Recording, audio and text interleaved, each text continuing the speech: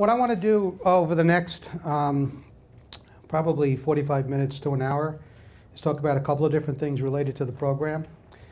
And I'd like it to be informal. So if you have questions, just feel free to raise your hand. Let me bring the mic over to you so that everybody can hear the question, and we'll try to answer all of them. But what I want to do is say a few words, a little bit about Connecticut's real estate market. Even though we're a small state, we have a reasonably sized market, as many of you know. Talk a little bit about the PACE program, and I'm going to give you an overview of it. I'm not going to get into the gory details because that'll just bore you to death. Then I want to talk about how powerful it is. And again, as Genevieve made clear, I spend a lot of my time in commercial real estate as an investor in both multifamily and regular commercial real estate properties. And this is a damn powerful program. And so I want to show you why it's great for people like your clients, building owners, property managers, and also why it's great for you if you're a contractor or a service provider to people who own commercial real estate.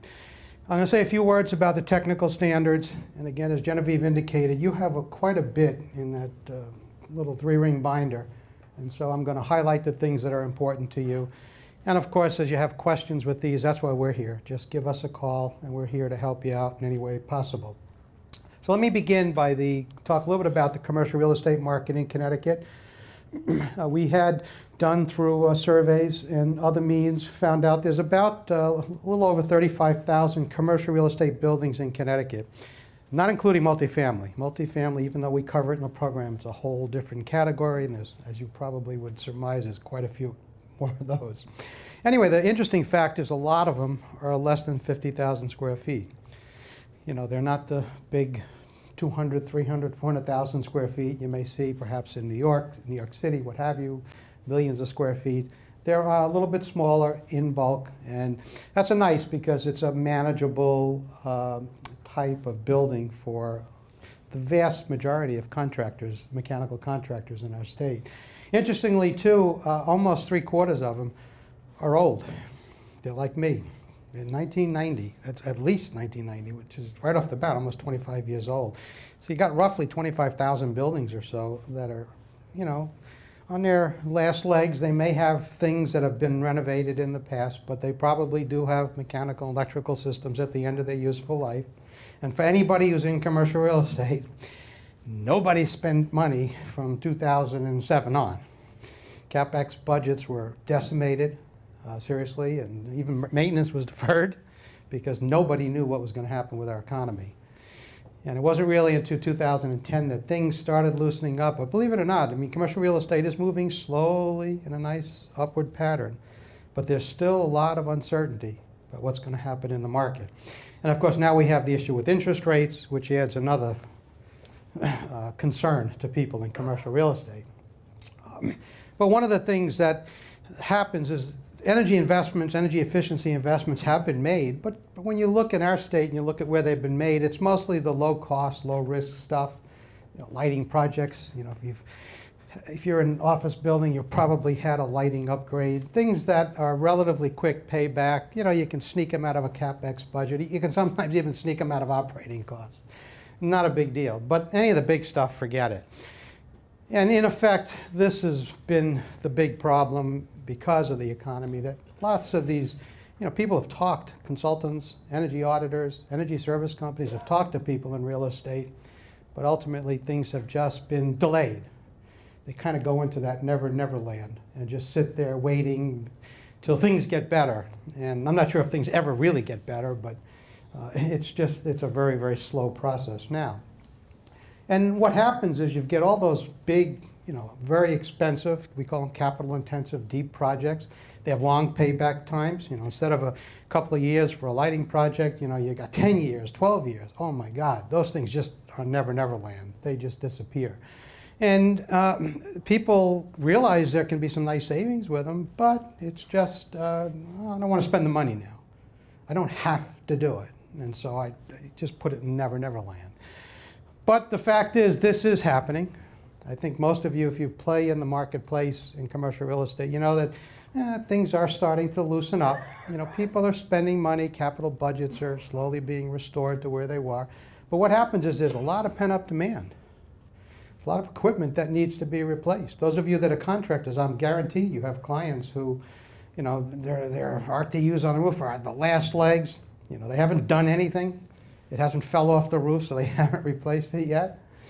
And that's something that, you know, is something that's an opportunity. It represents an opportunity for, you know, putting a more higher energy efficiency equipment in for yourself. So this pent-up demand we're going to talk about a little bit later, but it's something that very important, and we see it certainly as one of the driving forces here in the state of Connecticut to upgrade specific units on properties. The key, though, is if you want to do energy efficiency type work, the bottom line we found out many, many years ago is that you got to have financing. Everybody wants financing. That's the next word. It's going to cost, you know, $600,000 project. Where's the money come from? The key is the financing has to be commercially attractive. You can always get financing in commercial real estate. I can introduce you to some people in New York City and the South Bronx who will give you great financing, whatever you want. Interest rates will be fairly significant, and the penalties for not paying will be significant.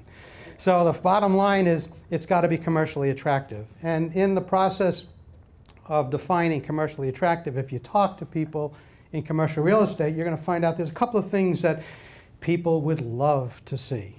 This is kind of like the ideal hit list for what's commercially attractive financing. Obviously, low cost, payable over a long period of time. Everybody wants long, if I could pay something over a long period of time, the amount I pay each month is a lot less than if I have to pay the whole thing back in, you know, 3 years, 4 years, 5 years. They would prefer not to use a CapEx budget because they're limited. And CapEx budgets generally go, they're growing, but they're very limited, and there's prioritization in that, and energy efficiency equipment may not be the highest priority on the list. If you do any kind of energy efficiency work, they like everything covered. In other words, if you're going to do financing, if there's an energy audit done up front, if there's a renewable energy feasibility study, all that upfront work, they would like that also to be part of the financing so it doesn't come ultimately out of their back pocket. They would like 100% of the project cost, including all that stuff, all to be financed. This is, if you're in commercial real estate, you look at this, wow, this is phenomenal. They don't want no new debt added onto the property. You know, many properties in commercial real estate are run through LLCs, limited liability corps. They're already leveraged. They don't want to add any more debt, or they can't add any more debt. Obviously, I would like it to have, whatever you do, have a positive impact on my building, on the value of my building. I don't want any acceleration of the debt when I sell the property. Right now, if I go get a bank loan, and I could easily get a bank loan for 5 years,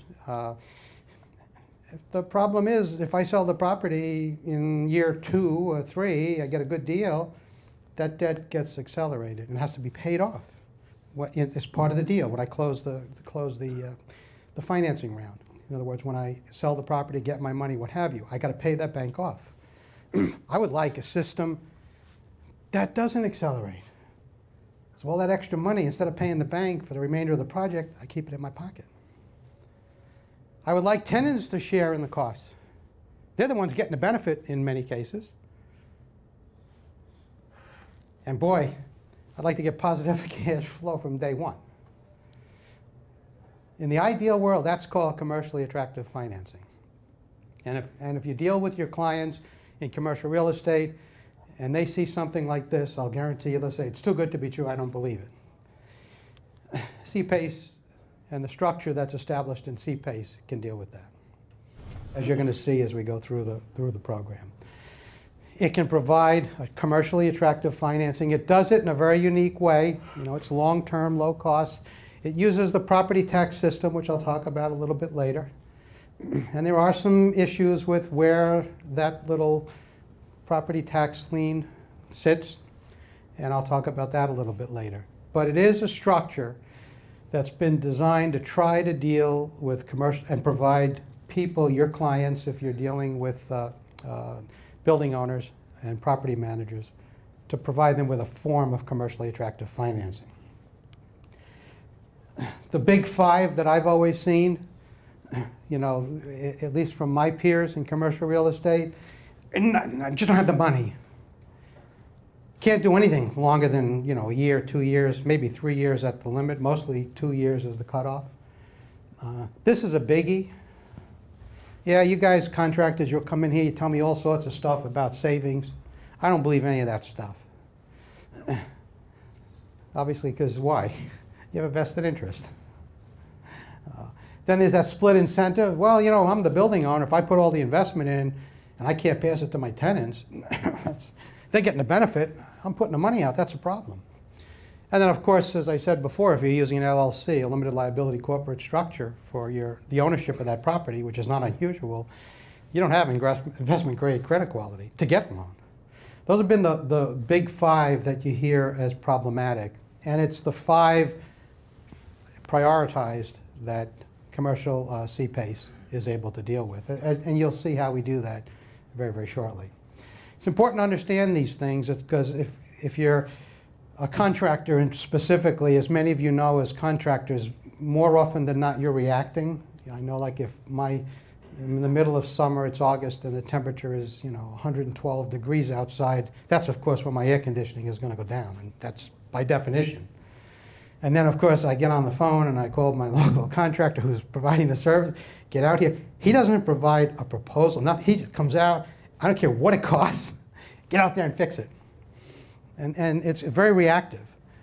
You know, when you start dealing with energy efficiency work, it's stuff that doesn't necessarily have to be done. So it has to be sold. And it's the process of how do you sell it.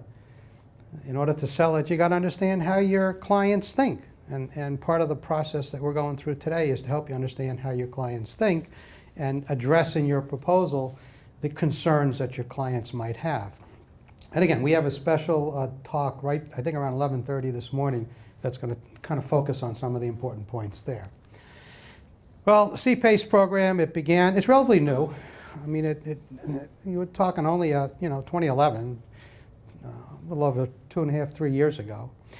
They established this program, and it's administered by CFIA, and Genevieve represents CFIA. They have responsibility to administer the program. In our state, we have 160 municipalities, and in our state, a municipality has to opt in. So in other words, they've got to say, yes, I want to be in the program, use the property tax system, which you'll see is the way that the loans get paid off. And right now, as of, I think, early this week, there's 75 municipalities that have already opted in. All the big cities in Connecticut have opted in. And generally what happens is if you're in a smaller city and there's a large office building that you want to upgrade, and the person who owns that office building goes and talks with the mayor or the city council or whomever, the selectmen, generally that town will come in because they want to support the business in their local community. So that really hasn't been a detriment. The other thing is it's the property taxes themselves that are used to pay off the assessment. So what happens is the loan gets converted. You know, like if you have a house loan and you pay monthly payments, okay, what happens is the loan for all this energy efficiency equipment, and you'll hear later how it's done, but that loan gets converted into the equivalent of monthly payments. But property taxes, like in Connecticut, often are collected twice a year, every 6 months. And so every 6 months, you would pay your property tax. You'd see a line item on your property tax bill. And that property taxes on that line item, that monies, ultimately go through CFIA to the private lender who lent on the deal. Okay, so it appears on your statement as a property tax. And again, in many triple net leases, and we'll see what happens legally if anybody questions it, but certainly property taxes on the triple net leases are pass-throughs. It makes it easy to give it to a tenant, pass it through to a tenant, but of course they get the benefit. So it's kind of an equalizer. But in any event, you'll hear more about this a little bit later, and this is very similar to a sewer assessment, which most of you, I think, have heard about. The other thing is, in our state, our goal is to attract private capital. And of course, get all the jobs that go along with energy efficiency improvements. And we have now 17 capital providers. They're listed, I think you may have it in your book. They're also listed on the website, who, if the owner of the building doesn't want to go to his own bank, but prefers to have us bring in another capital provider, that can be done. So we're trying to make the financing process as easy as possible. Okay, but preferably, you know, a building owner, I know if it were me, I would go to my bank and just talk to my bank who already knows me and have them just participate in the process, which is okay with us. But if, you know, you don't have a bank, what have you, we have capital providers who are ready, willing, and able to do the financing in our program. There are some legislative requirements in our program, and I'm not going to get into all the gory details, but we have the word qualifying. It's got to be qualifying commercial real estate, which basically is everything. I mean, if you look at it, it's all commercial, industrial, it's multifamily, 5 or more, which is standard definition for commercial property. So nothing unique about the qualifying bit. The energy savings, it says in the law, has to exceed the investment. They call it the SIR. This is important. You're going to hear about this quite a bit throughout the day because it's the thing that guides whether we can finance a project or not. And what we say is that the savings over the financing term, and when this thing is done, we allow escalations. So if you're using electricity rates, you know, and you're looking at years 2, 3, and 4, we allow the electricity rate to be escalated. We use the ISO New England escalation rate of 3%, which is okay. Okay. That savings over whatever the financing term is, and you look at the investment, and that's the total upfront investment. So if you're going to include the energy audit in there, M&V, measurement, verification, whatever. We even allow up to 5 years of maintenance, preventive maintenance. All of that I is included in the I. That savings to investment ratio has to be greater than 1. And as you'll see later this afternoon too, the platform that we use at Sustainable Real Estate Solutions allows playing with this. You can run different scenarios, try different energy conservation measures to see what the impact is on the SIR. Last but not least, the law is very, very broad. And what it does, it just says an energy audit, doesn't say, it's not specific. Okay, we have in our standards some guidance, but it's just an energy audit or renewable energy feasibility study is required, okay, to assess the energy savings. And again, this is pretty open, although this is pretty straightforward. I'll go through that a little bit later. There's not a lot of standardization in terms of what's in a renewable energy study for solar, fuel cells, what have you. So we've put together some outlines as guidance to help you along. But we have to have something, we have to be able to check this box off because, again, it's required by the law. You know, it's not whether we like it or not, we have to do it. The other thing is the benefit assessment. Okay, this is going back to the municipality and those property taxes. That benefit assessment it's called a priority lien. It has priority over everything. So if I have a bank and I have a mortgage on my building, this benefit assessment due to energy efficiency takes priority over it. It gets paid off first. Okay, so because of that, one of the things that's required in our program is that we have to get consent from whoever ever got the mortgage on the property, that they're going to allow us to put a priority lien. Okay, this takes a little time. It's outside CFIA's control, it's outside our control, it's outside your control. This is something that goes on between CFIA and Genevieve's group at CFIA and the lender. Okay, we haven't had many problems with lenders giving consent, and as more and more of these projects get done with lender consent, it kind of is a self-fulfilling prophecy. But I know initially, a few years ago, when PACE programs were developed back around 2008, and this was floated, everybody said, oh, banks are never going to give okay. It's just never going to happen. But really, when you think about it, and the way that it's explained to a bank is pretty simple. I'm paying back through property taxes, right? So what happens if my building that I own goes belly up? I stop paying. So I'm going to be in arrears on, let's say it takes the building doesn't get resold for another year. Okay? There's 2 payments that are in arrears, those 2 property tax payments. That's it. Because when you really look at what the liability or the risk is from the bank's perspective, it's relatively small.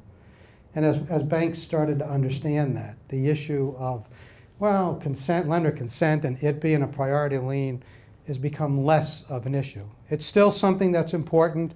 In our state, you know, we've got quite a few banks that are already part of the program. They have no problem with it. And when we do see a problem, we have to spend a little bit more time with the lender to make sure they understand how this process works. So again, this is something outside of all of our control. It's in the lender's hand, and it could be something that if it's a new lender, it can delay a project. We had one project where it was kind of interesting.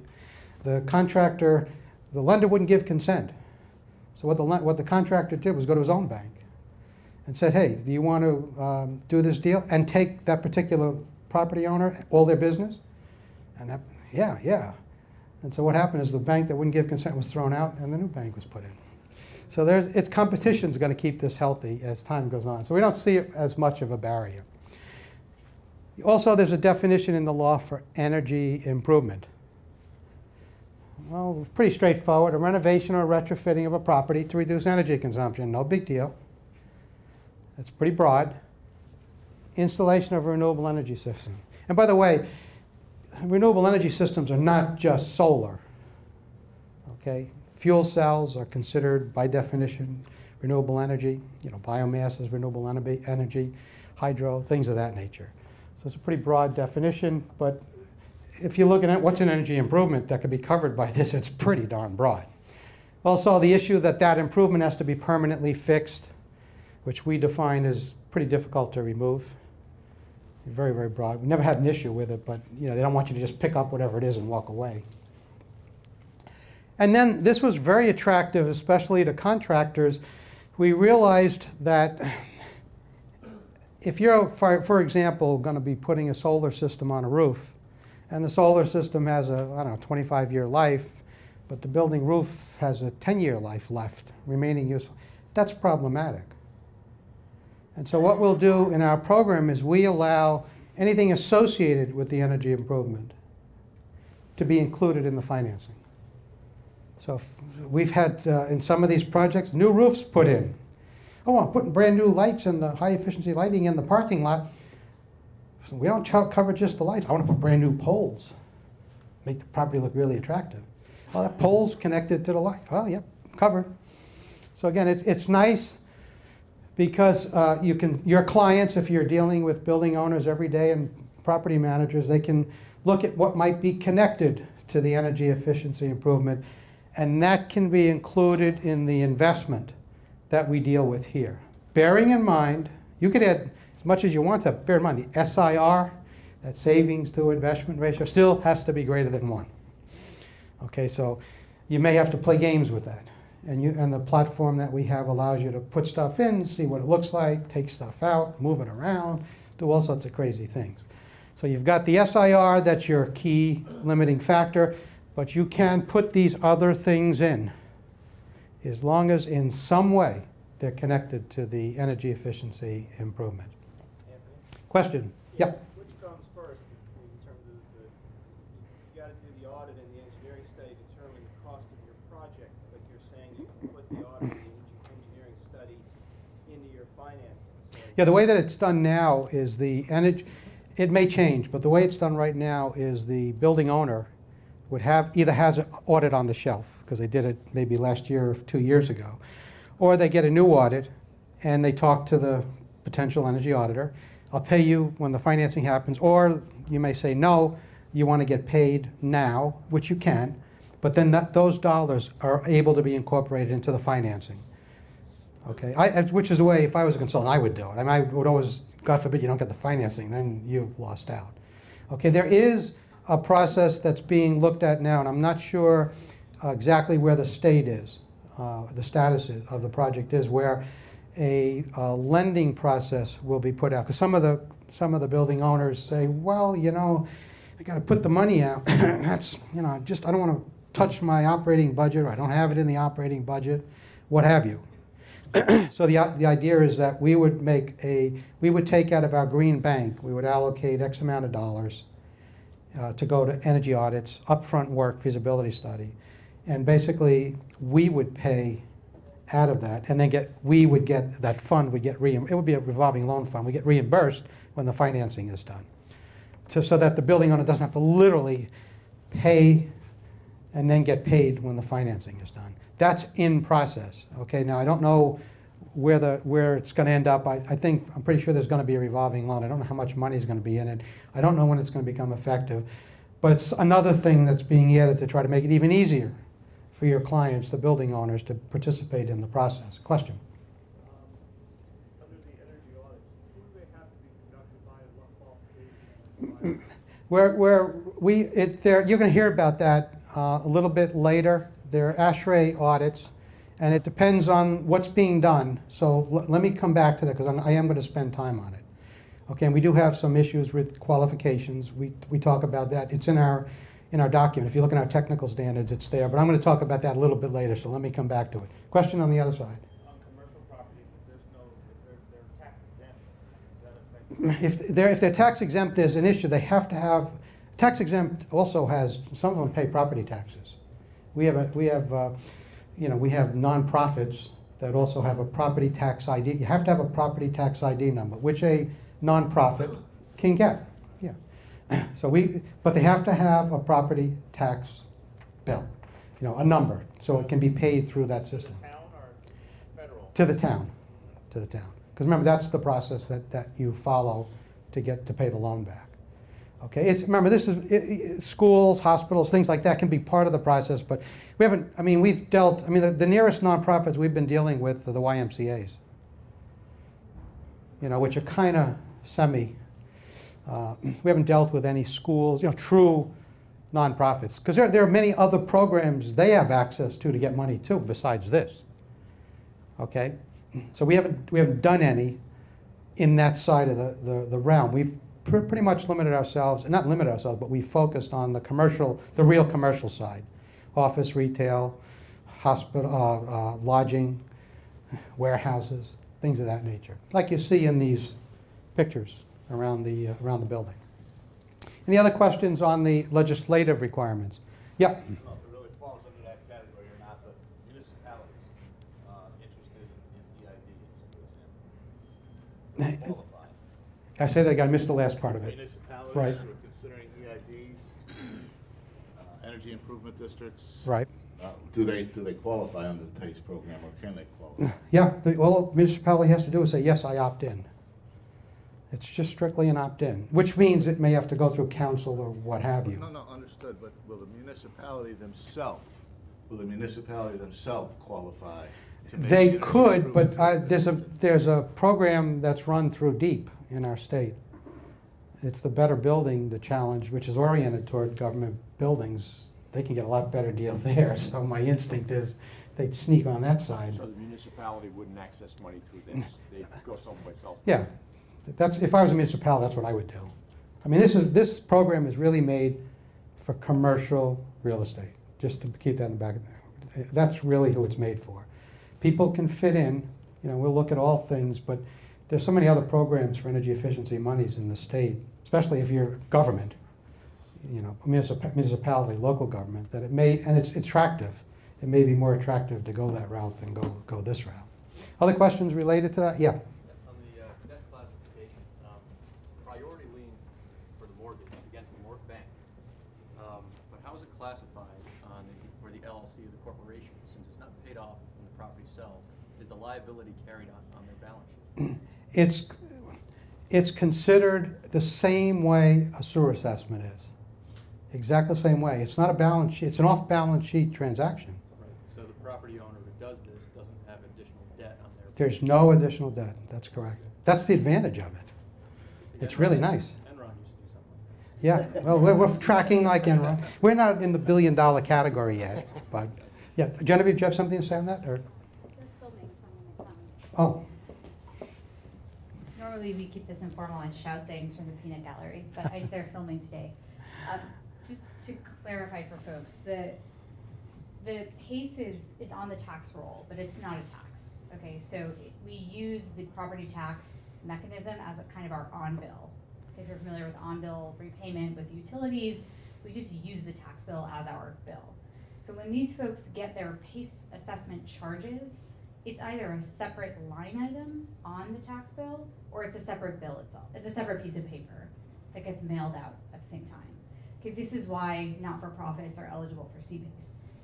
Okay, they're tax exempt, that doesn't change, but they can be issued a bill from the town, okay, because they have a tax ID number, and that bill just has their PACE assessment charge on it. Okay, so not-for-profits are very much eligible for this program. We've already done, I think, 3 projects with not-for-profits already. Those benefit assessment liens have been filed, and they're receiving their bills already as of January. So that's been proven out. For municipalities, the issue is that it would be very difficult for a municipality to lien its own property. Okay, so we don't encourage municipalities to attempt to use CPACE financing. There are many that are trying, but that's not something that we actively encourage. Does that answer that question a little bit more clearly? Okay, you're welcome. Thanks, Anthony. Okay, other questions related to these legislative requirements? You're going to hear more about the financing later too. So Genevieve will get into that a little bit later this afternoon. But if you have questions on anything, by all means, raise it now, since the alertness factor usually drops off by the afternoon. Yeah? It says renewable energy, so part of this loan, you have to install a renewable energy No. system? No, it's or. It's energy conservation, energy improvements, energy conservation measures, or renewable, or we have projects that are both. And everything's included when you do renewable. If there's ZRECs, that you get for 15 years, that's all part of the savings. So we'll talk more about that a little bit later. But it's either or both. Yeah. How do you define commercial? Like, we do the projects for the agricultural community. Sometimes it's kind of a little bit of a gray line. Now, agricultural is considered commercial. In our commercial real estate realm, that's a definition for commercial. And we've had people, agricultural, look at financing large solar systems, PV systems. So again, yep, that's good. It's pretty flexible, as you can see. I mean, the legislation didn't get into intricate detail. It kind of left things pretty general and gave us the flexibility to deal with lots and lots of different projects.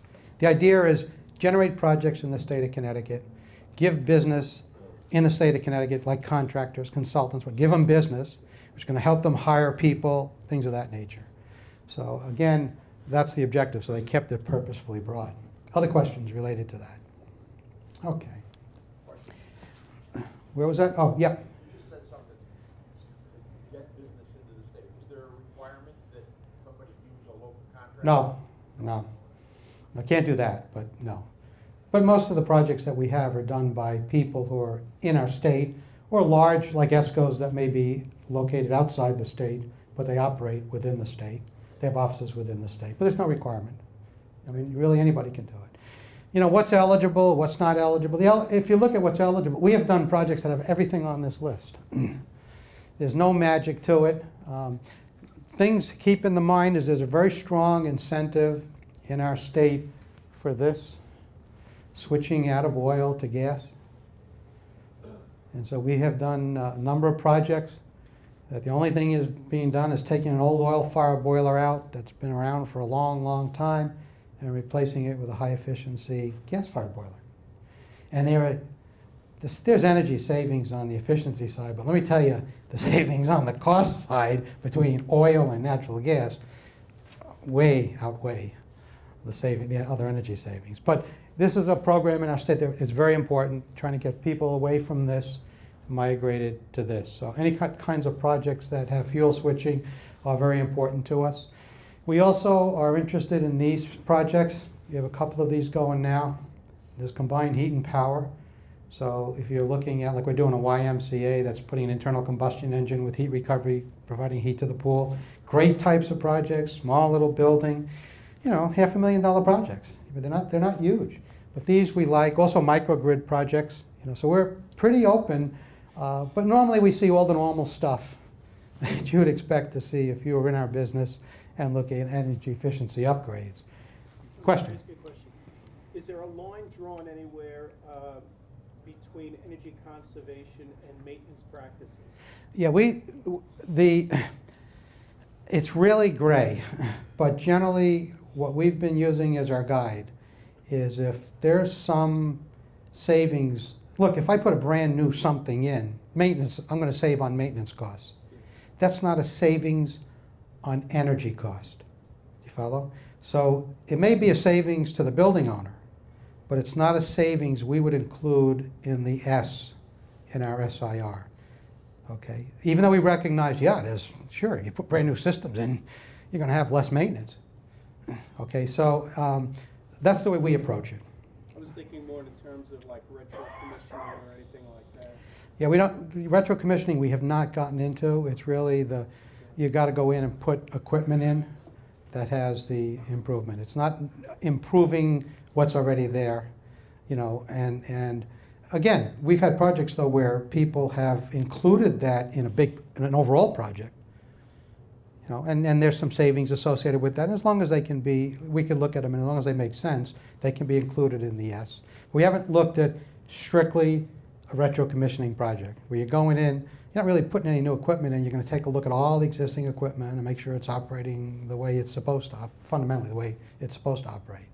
But remember, you'll see, raise the question again if you think so. The key to us is baselining, and we'll talk about that again when I get to how do you establish the baseline. Okay. Other questions related to eligibility? It's pretty broad, pretty open.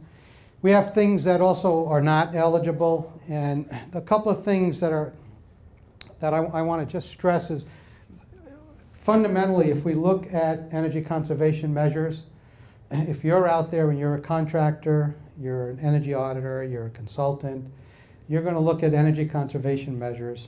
I assume you're going to be looking also at the estimated useful life of those specific pieces of energy conservation equipment that you're looking at, a boiler, a solar, whatever. Okay, when you have just one energy conservation measure, you know, I'm putting, you know, a lighting project in, and the estimated useful life, let's say, is, I don't know, somewhere between 10, 13 years. You're not going to get 20 years financing. Okay, the financing term can exceed the estimated useful life. And what we do in our state is many of the projects, in fact, the vast majority, come in with multiple energy conservation measures. So you're looking at the energy conservation measure and the estimated useful life of that energy conservation measure. What we do is, and it's built into our platform, automatically it weighs the estimated useful life by the savings. So it's a weighted number, and we get a weighted estimated useful life, whatever that is. Our financing term can't exceed it.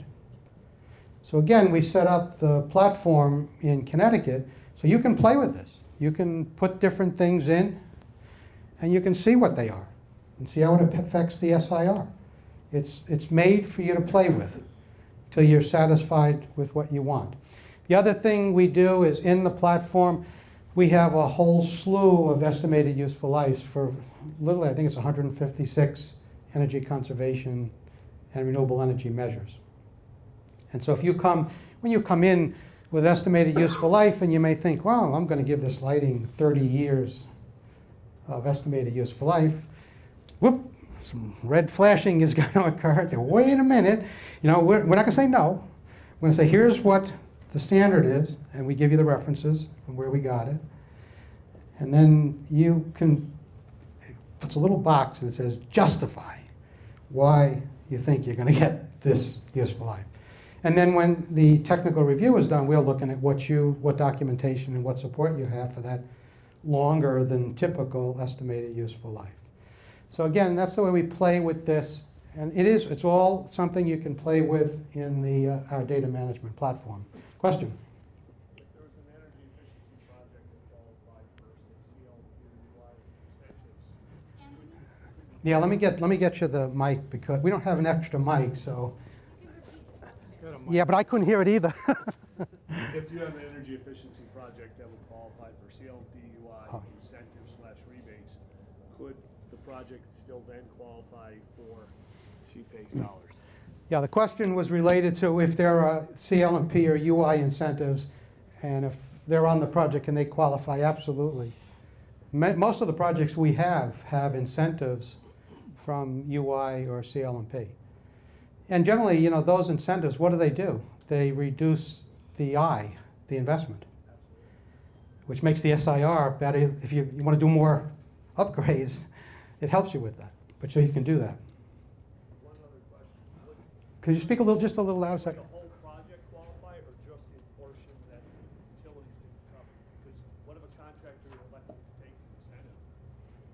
Oh, you mean if the contractor keeps? The way that we work it in our state is if there's a utility incentive, what happens is that utility incentive goes against the total investment, and it reduces the total investment that has to be financed. That's the way we work it in our state. Okay? You know, if somebody doesn't want to take the utility incentive, if the SIR is greater than 1, we don't care. So there's flexibility there if you want to do something else. But remember, SIR must be greater than 1. And most of the contractors that we've been dealing with and energy service companies want to keep adding more and more ECMs, and they just keep adding them until that SIR is just below 1. Yep, I got to stop. You know, and it's almost like playing a game. But the SIR has to be greater than 1. Question? The estimated useful life that's weighted, that's only by energy savings? Only by energy savings. We do it by cost and energy savings, and we look at both. But by and large, most of us in the industry focus on energy savings. So that's pretty much that's primarily the driver for the financing term. Yep. The first 3 things that are excluded there, you know, how do you define that? Let's say you have like a liquor store with a refrigeration system. You know, it's not really, like things that are less than 4,000 watts, basically. No, it's not. We don't. The idea is if you have a retail establishment with refrigeration, that's considered commercial. That's a commercial operation. This is the local refrigerator that's in your house. You know, that's not plug loads or those devices to handle plug loads. You know, I'm putting a high efficiency toaster. We haven't seen any of that. Most contractors stay away from it because there's no money in it. They like the big stuff that, you know, kind of costs $20,000, $30,000 and on up. Okay? But again, we have, you know, we're pretty open. But that, in general, that's, you know, we kind of stay away from the local residential type stuff. But if it's part of a commercial operation, we certainly would look at it. Yep. Can you submit multiple times for one property? Yeah. Yeah, we have a property in Westport. We financed initially lighting. Oh no, we initially financed an upgrade to the building, a lighting project external to the building. Then I think maybe 5 or 6 months later, we financed a solar system, canopy system. I mean, no, yeah, Genevieve, anything? Do you want to describe, though, why that's not as good of an idea as doing a comprehensive project? Yeah, there's a big advantage if you can include it all together because of it's one deal. You get all the savings wrapped together. Do you follow? You know, if I got an energy savings project that's going to save me 30 or 40% energy, why do that all by itself when I can combine it with other things that only may have a 10%? Do you follow? I can get more energy efficiency upgrades by having a single project. But it's not, it doesn't have to be that way. What if the term, what if you do a lighting project? Right. You say the program's, you know, still around 5 years from now, there's more efficient lighting out, and you want to replace the lighting that you've already replaced, but you're not up on the 20 years. Is that something that you? Well, you're paying for that. That's a building owner decision because there is that fee, that property tax that you're paying that's associated with paying off that first lighting loan. If it's a 20-year, well, it's not going to be 20 years. Let's say it's a 10-year or 12-year, 13-year. You got to pay that. No matter what, that has to be paid. That bank has to be paid off. So it's not like if I put a brand new lighting system in, you know, the brand new lighting system has to be so efficient that it pays off the old one to handle the new one. It's a loan. It's got to be paid off in whatever the period of time is in some way. So you got to be careful with, you know, what's going to happen 5, 10 years down the road. But if it is so much more efficient, maybe it can be used that way. There was a question here. Would that put a second lien or or would that just increase the first in a situation like that? Well, Genevieve, are each one of these an individual tax lien on the taken priority? Come on up here. Okay, the question was, what happens if you finance a second project? Does it mean that there's a new lien? The answer is it really depends on the project and what the owner decides to do with the first lien. Okay, so in all likelihood, if there is a PACE lien on the property, if the new equipment is efficient enough that the savings outweigh the remaining balance of the previous assessment, they would essentially pay that off through the new financing, right? So that's the situation you would probably see after a 10-year period, okay? If you're financing a second project within a year of the first project, you would likely combine them into a single assessment, because that's what we did with the property in Westport.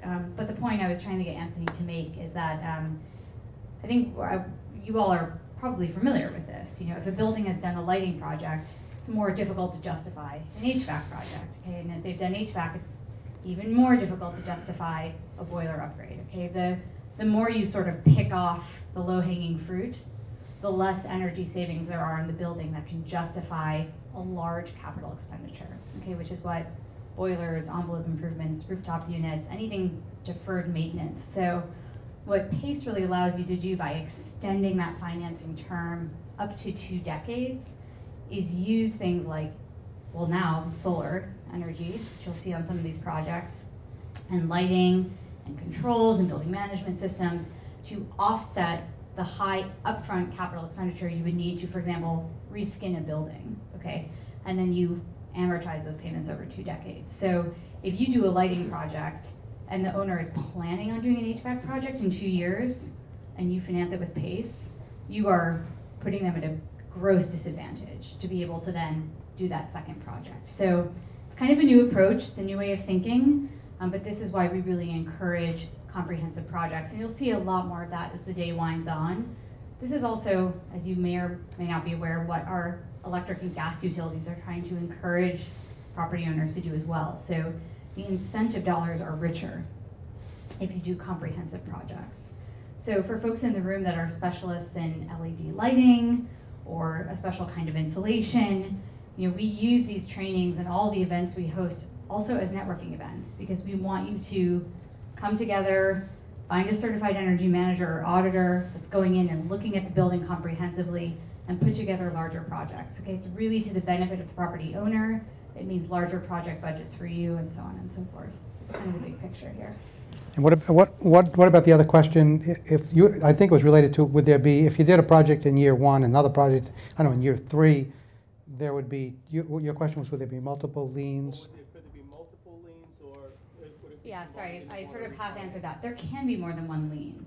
My suggestion was it would really depend on what the projects were and the period of time that had expired between them. So if there was a second assessment, pari passu, it would become junior to the first assessment. But in all likelihood, the owner would probably put them together through a kind of a restructuring or a refinance of their PACE loan. Because what you commonly see on many projects, depending on, well, if you can take on most of the financing, is a lot of corporations will do things in phases.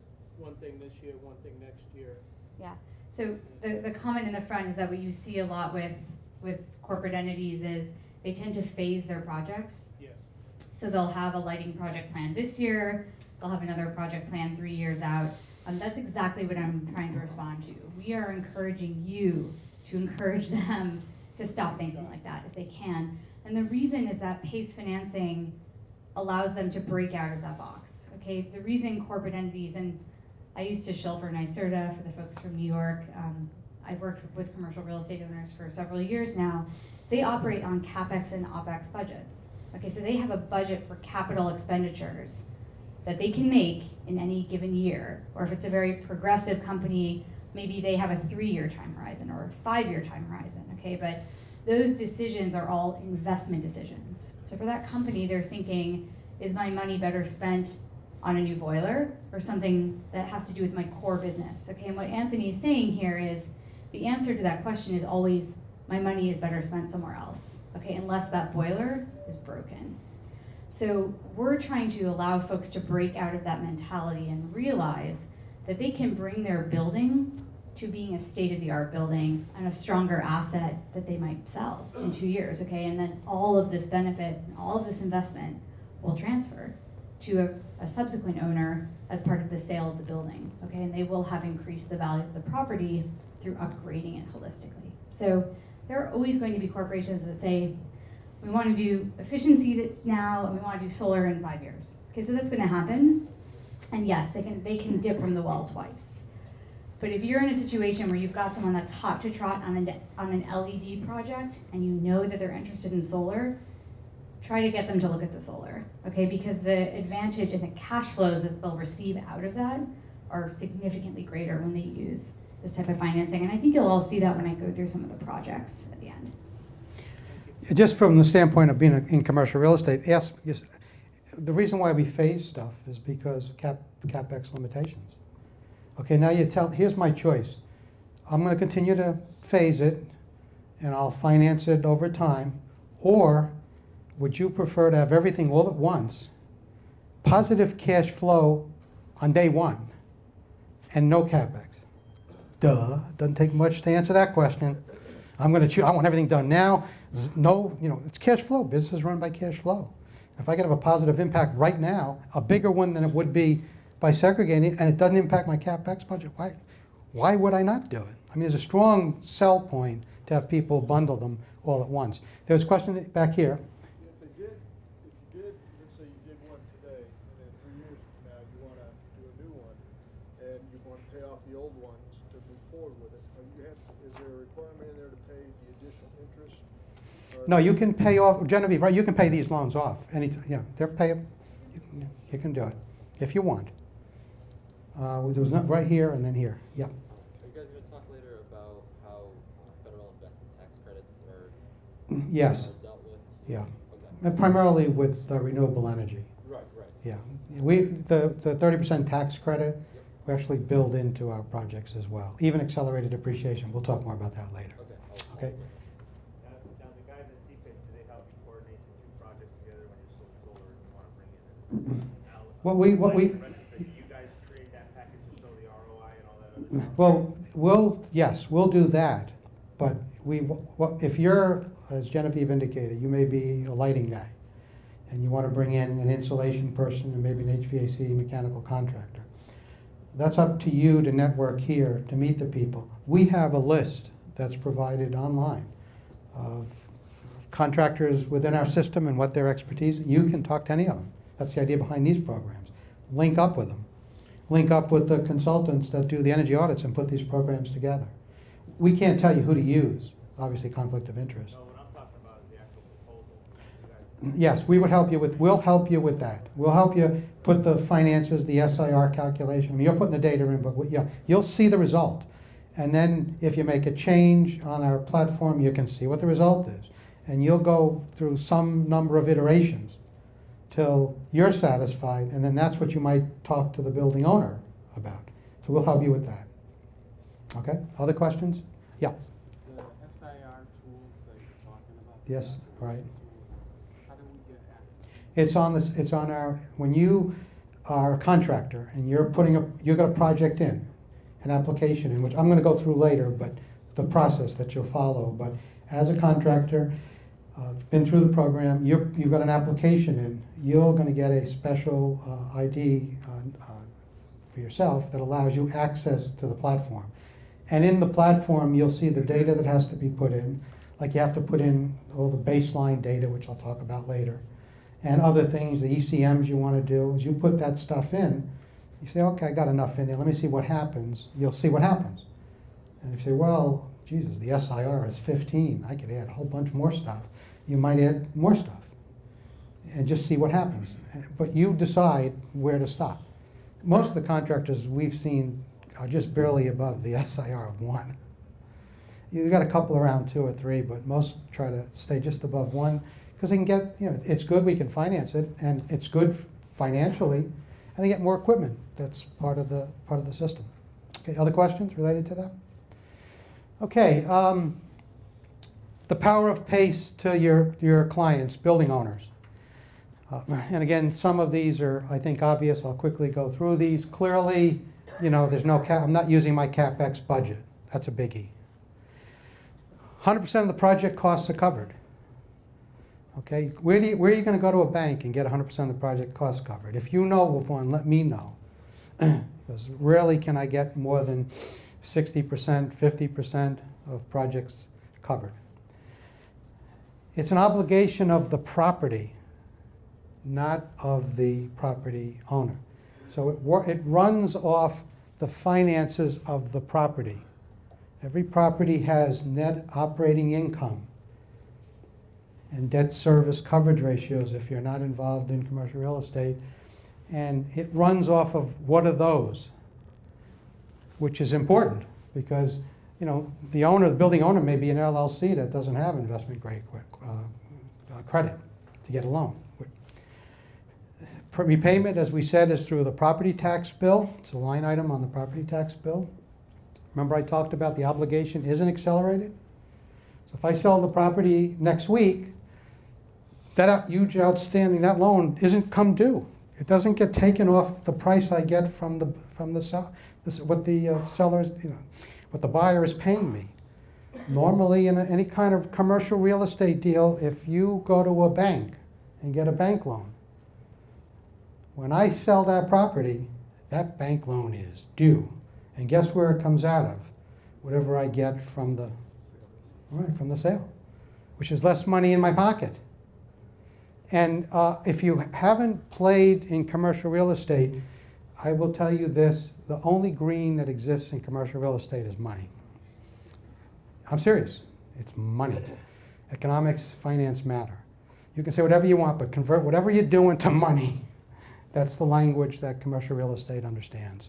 And it's greed, it is a greedy industry. It's also longer-term financing at attractive rates, which I think is great. It also benefits, by the way, if you're a contractor, an energy service company, it benefits you too. And I think from what we've been talking about in some of the questions, you probably see most of these. Clearly, you can provide, hey, here, Mr. Building owner, here's my proposal for a new, I don't know, HVAC system, a new boiler, whatever. Now you can also bring financing with it, very attractive financing. So you're bundling financing in with the equipment sale, with the service sale, to make it much, much, much more attractive. Because remember, the thing that drives your clients in commercial real estate is money. So you just can't deal with equipment and energy saving, KBTUs and kilowatt. Convert everything to money. That they understand. And by the way, when you see later on this afternoon, you're going to see the Connecticut State of Management platform. You'll see it converts all the technical gobbledygook to money.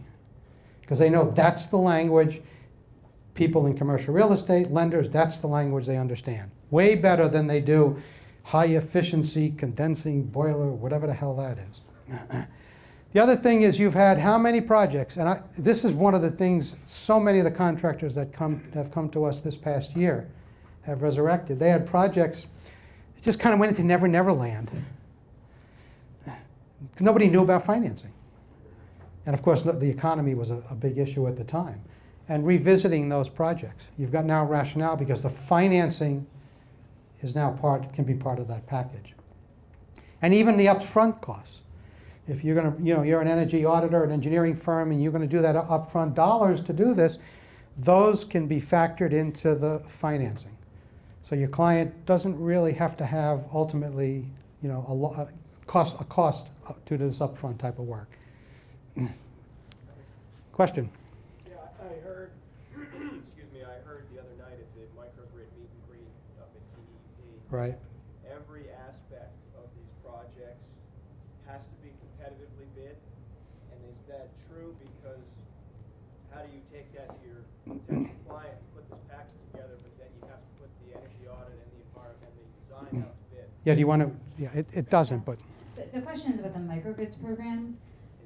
That is a completely separate program. Totally different. So that is a requirement of the Department of Energy and Environmental Protection for purpose of receiving those grant funds. No, CPACE work does not have to be competitively bid. customers don't even have to work with one of our registered contractors.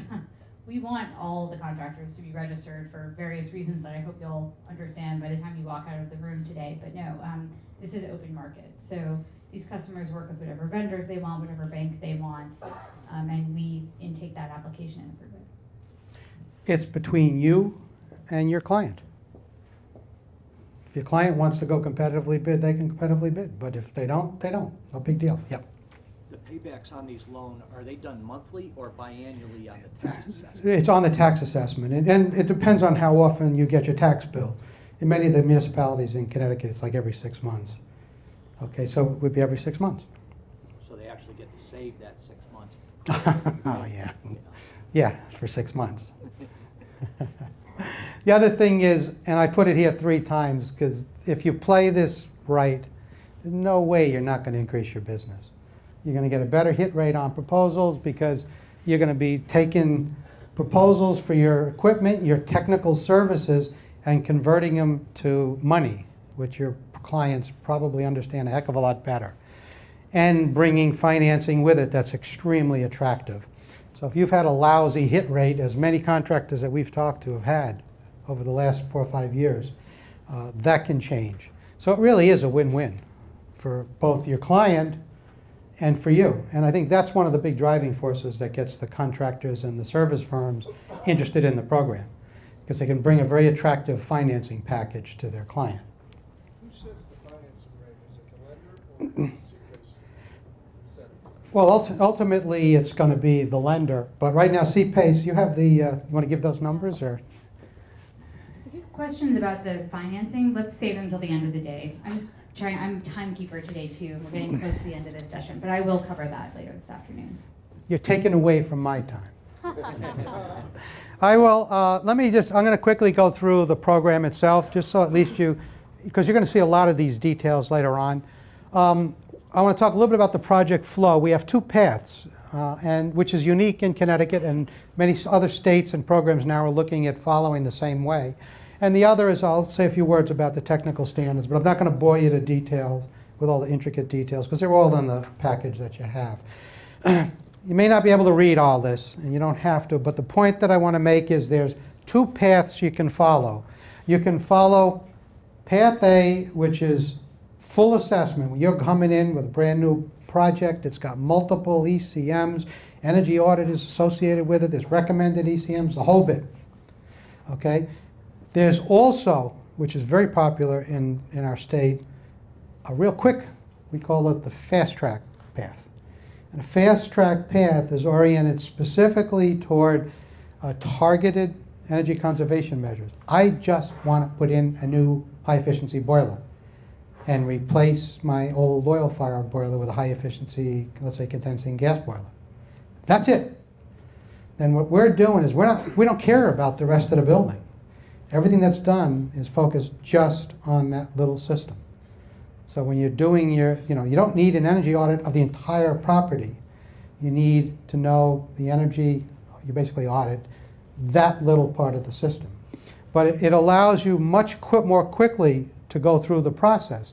And we have processes there that we consider fast track, where projects have already been approved by the utilities.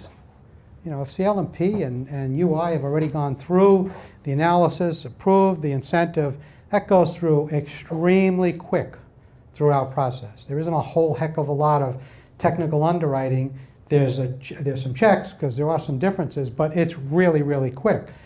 On this hand, if your client they don't know much, they like to do some building energy improvements, and you don't know, they don't know what, you come in, now you're running the normal process of a full audit, as we'll talk about later, getting all the data, making recommendations, what have you. We also have in this side of the process, if you want to use it, we have benchmarking built into the platform. So if you want to look at where that property stands versus similar properties, you can see it. Why is that nice? Because if you're a contractor and you want to talk before any money is spent, all right? Before I spend $30,000 on an audit, comprehensive, expensive, energy audit, maybe a level 2 or whatever, okay? Quickly benchmark the building. When you benchmark the building, you see where that building stands relative to its peers. And this benchmarking database is kind of unique in that it's local. You know, we're not looking there. We also have the national stuff too, but it's local. So you're looking at buildings in your zone, zip code, what have you, that are in the same category as your building. So what you're doing is say, look, here's where your building is. It's using this amount of energy. Here's where your competitors are. If you just want to get to where your competitors are, look at the type of savings that you can potentially achieve. You can actually use benchmarking to help you sell the project. We'll talk more about that later, okay, when we get into that type of proposal. But that's built into the system, so you can use it. You can apply it as you see fit. You run through, if you want, the full-scale energy audit. This side over here, that full assessment, obviously is going to take more time than the fast track. But we do allow both paths. The other thing is the biggest problem that we've seen, and I've been in this business for now about 40 years, is nobody believes energy savings. Because generally the people that give you the energy savings have a vested interest. And in commercial real estate, we all know that. And I can't tell you how many, you know, the auditor comes in. What do you expect the auditor to say? There's no savings, so there's no follow-on project? Of course there's going to be big savings with a follow-on project. So the big issue has been, how the heck can I have some degree of confidence in the savings that they're actually going to be realized? If somebody wants to make $1 trillion, figure out how you can measure energy savings directly. Unfortunately, in the real world, we can't. So we're dealing with, you know, we can measure how much energy I'm actually using, but when I look at the savings, I've got to look at some calculations. What would I have used under those conditions had those energy conservation measures not been put in? Okay, so the idea is you need some sort of a process to convince building owners that those energy savings are not unreasonable and they can have some degree of confidence in them. And unfortunately, there hadn't been a method until 2011 when a whole series of national standards put together enabled a building owner, a lender, to get confidence in the energy savings and be able to do this, which is what everybody wanted to do. And what we did was we combined 3 national technical standards. This was the latest. The ASTM Building Energy Performance Assessment Standard came out in the middle of 2011.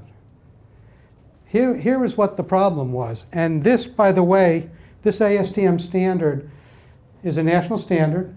It was driven by the commercial insurance industry. Because what they said was, first of all, they didn't care. They used a lot of green stuff was verbal.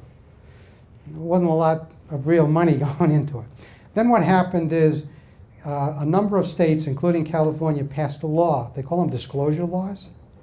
These are lovely. You know, now what happens if I'm going to sell my property? I have to disclose to the prospective purchaser and the lender what the energy use is, which obviously could impact the price of the property. All bets are off. Now the commercial real estate industry says, wait a minute, if this is true, this is what's going to happen across the country, which it is, I want to make sure you're going to compare my property with Joe's property and Ed's property. I want to make sure we're compared apples to apples. And they said the big problem, it's interesting, they're not stupid. The big problem we've had with believing anybody's energy savings, believing what comes out of the audit is, and we looked at tons of these. Well, you know, half the time you got maybe a year's worth of data, and it may be an abnormal year for a whole host of reasons. You have renovations in the middle of the project. Nobody even factors the renovations in.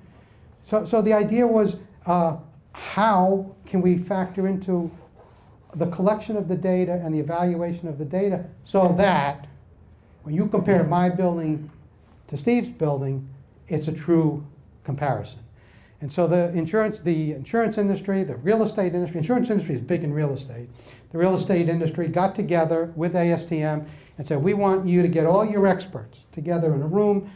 And it took approximately 2 years, They got the room door opened in 2008. It took 3 years for everybody to agree on what the heck the process was. But they finally agreed on what data was going to be collected, how it was going to be collected. If you're going to get weather data, where do you get it? Do you use national climatic zones? We know we may all be in the New England region, but Boston's weather and New Hampshire's weather, New York City's weather, we're all different. So we defined in that standard exactly where you go to get the data. And by the way, in the platform, all of that weather data, local, is already built into the platform. So you don't even have to worry about getting it. But that was defined. Nobody ever defined what a renovation was.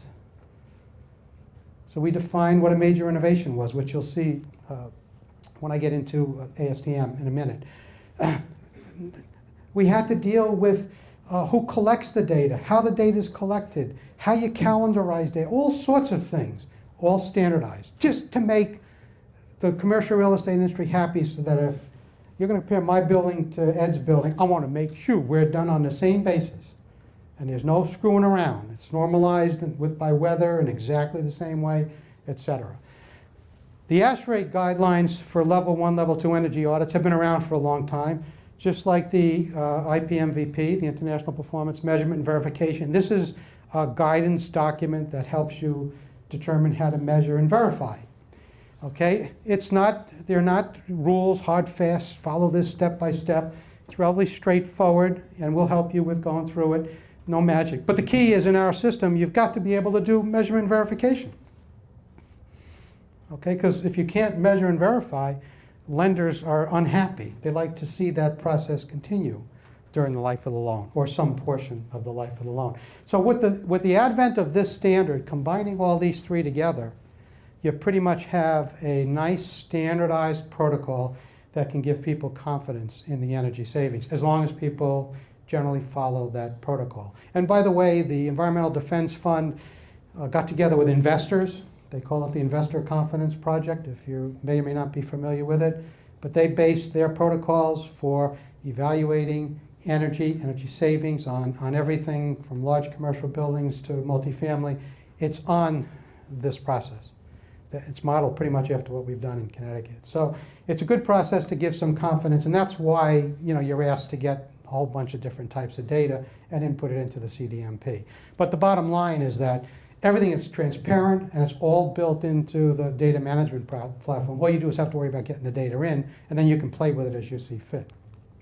The other thing is, as I quickly pointed out, and again, I'm not going to get into a lot of detail from a timing standpoint, but in the ASTM process, the idea is to collect 3 years' worth of data, if you can, if it's available, or back to the last major renovation, defined as this, if it's less than 3 years, with a minimum of 1 year's worth of data. Okay, and you're starting to see more and more states in disclosure use the ASTM details. We define what it constitutes a major renovation. So if you have a major renovation, you're not going to look at in your baseline, you're not going to go back before that major renovation was done. You're going to go back. You can only look after that major renovation was put in and see what that's established as your baseline. The other thing is where the weather data is collected, and as I said, it's local, and it's already built into our CDMP. We have it at all of the airports in Connecticut. In fact, it's all the airports in the United States. So the ASHRAE guidelines you're more familiar with. Basically, there's 3 levels. They get more complex as you go through. Level 1 is generally a walkthrough. Most of the time, we see level 1s when you've got a targeted ECM. I'm looking just at the boiler. I'm just looking at this. I'm adding a solar system, so I'm only looking at this. Level 2 is when there's more comprehensive combinations of energy conservation measures, and you're into a true energy audit. And then level 3 is, God forbid, this is a multi-billion-dollar energy improvement upgrade, and all sorts of big bucks are involved. You're generally going to go to a little bit more detailed, we call them investment grade, IGA types audits. This may actually have measurements. You actually may be measuring energy use for short periods of times using data loggers. But in any event, it's very flexible. You don't have to use one versus the other. We'll work with you on what makes the most sense for your project. But again, there are guidelines. There's guidance. And again, I'm not going to get into all the details, but you can see when you get a chance, that's the typical stuff that you're coming back to us with. If you're doing some sort of an audit, those types of things are important. And don't forget this. A lot of people, they worry about this, but they forget about this. You need to have some brief way of measuring and verifying. Many of the solar contractors didn't have a process laid out, so we laid a process out that most of them just copy out of our handbook and they use it. But there's got to be a way somehow to measure something. Okay, you just can't put the savings in without some sort of way of measuring it. M&V, as I said, the problem has always been you can't measure energy savings directly. So the measurement and verification process to us is important. We use that IPMVP. It scares people. They look at the document. It's going to knock you out when you look at all the stuff that's in it. You don't have to worry about all of those details.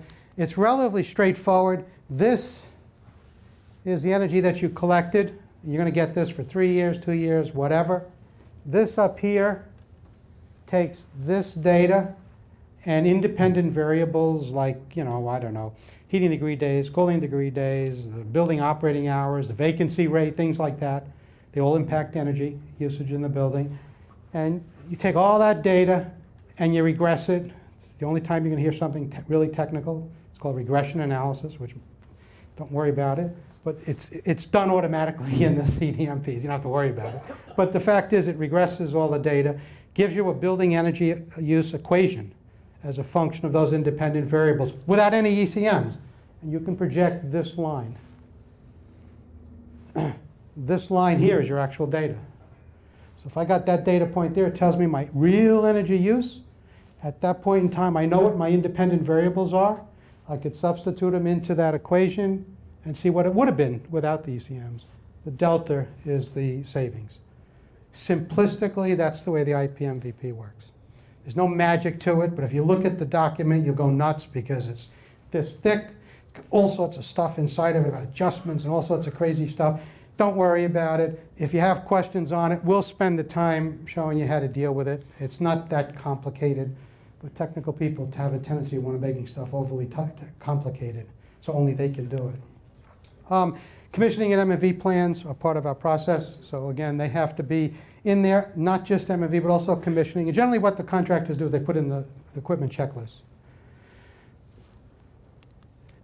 So bottom line is it's a pretty good program. From a commercial real estate perspective, if I put on my commercial real estate hat, it's a super attractive program.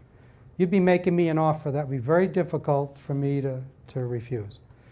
Okay, when you look at all of the advantages to it. It's a great financing structure. That's super attractive. And all of this is already built into our platform. So again, you don't have to worry about all the details. Well, what's going to happen cash flow as year 2, year 3, year 4? I got escalating energy costs. I got equipment that degrades. You don't have to, you just put the number in or select, and the software, the platform does all the work. So you'll have documents that you can go to your building owner and sit down and talk with them about, or if you show it to them, most of the building owners will understand exactly what you have in there. And I think there's advantages to both the building owner, but also to yourselves, because it's going to help you with business. The bottom line is it's a win-win, in my opinion, for everybody. And from our perspective at CPACE, we're there to help.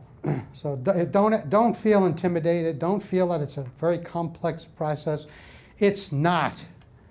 Just take the time and give a call to us, and we'll spend the time with you, and you'll see it's not overpowering.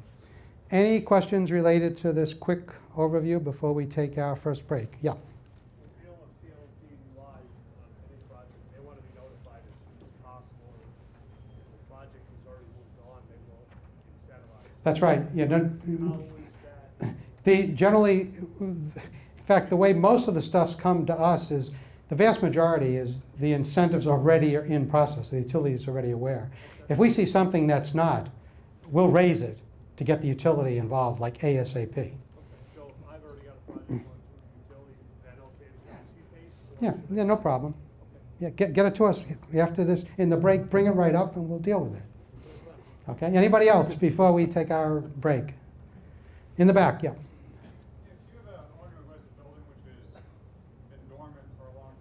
I am going to cover that scenario. Yeah, we call that the non-conventional scenarios. Not the I've been talking about conventional scenarios. You go in existing building, put in ECMs, put in renewable. Well, suppose the building's been vacant for a long time, or suppose it's mostly vacant. How do you establish the baseline? I'll show you the way we've come up with in the next presentation. Okay, so hold on for that one.